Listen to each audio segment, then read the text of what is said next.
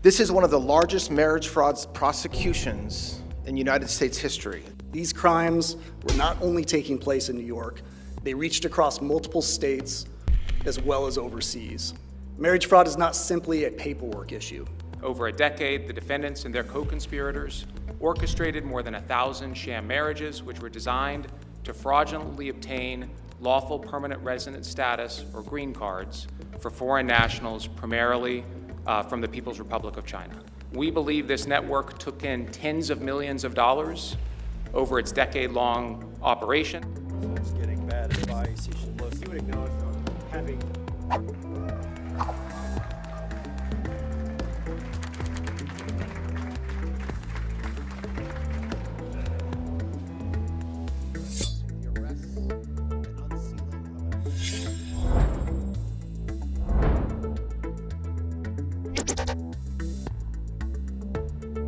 The way that this case developed was really, truly remarkable. It began with a single communication that our office uncovered in an entirely unrelated case. Men and women who facilitated this scheme were all naturalized citizens originally from China and one green card holder. This scheme was not a quick fly-by-night operation, but rather a years-long, multi-million-dollar cottage industry.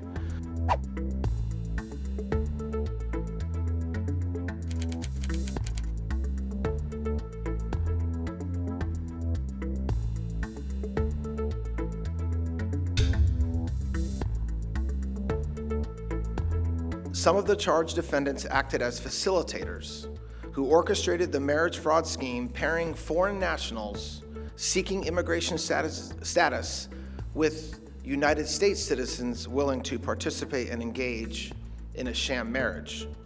These facilitators employed attorneys, tax preparers, and marriage officiants. Some of the other charged defendants acted as recruiters by finding and recruiting United States citizens to participate in the scheme, and other defendants acted as officiants, officiating dozens of these alleged fake marriages. Chinese nationals would pay these facilitators as much as $100,000 for assistance in obtaining a marriage, which then allowed them to apply for a green card. The facilitators also paid willing U.S. citizens as much as $30,000 to engage in the sham marriage with the foreign national. Now, often after these phony ceremonies, defendants would stage images of families at restaurants to create the appearance of a legitimate wedding. One prenuptial agreement even provided that, except in the name of husband and wife, both parties live independently and must not interfere with each other. The facilitators of the scheme would then prepare and submit fraudulent green card applications and work with the couples through the immigration process, submitting photographs, opening joint bank accounts, mobile phone accounts. They show how far people will go to cheat our immigration system.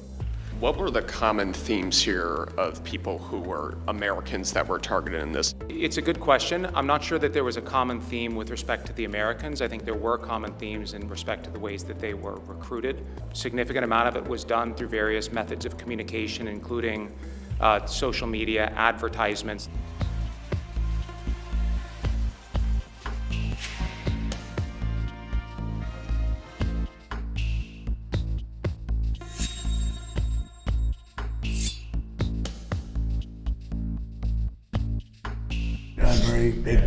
Very big crackdowns, and they've taken birthright citizenship and they've made a joke out of it.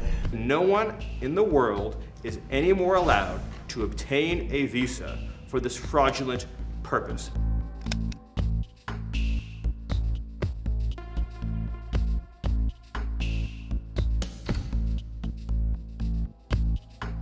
Is there any evidence that these people wanted to come to the United States to spy for China? Is there an espionage aspect to this?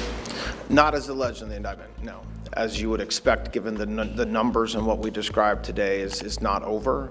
So if there's more to come in that space or anywhere else, you'll hear about it. But there's a lot of work. There's thousands of marriages that we're looking into, and so I expect that there will be more work. SDNY in particular actually has done a lot of investigations over the last several years into people who were harassed by China, who are political dissidents, who are trying to escape oppression.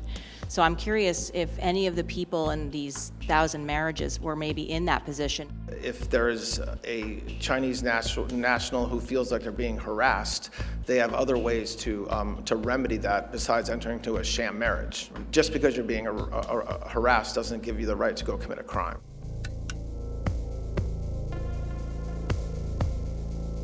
Not socialism, communism. It's communism. We're defeating the failed and toxic ideologies of radical socialism and communism. The international left, along with their enabling left-wing media, is plotting to unlawfully assert international criminal court jurisdiction over U.S. and partner military personnel and operations. Our efforts in this effort are 100% lawful under the laws of armed conflict.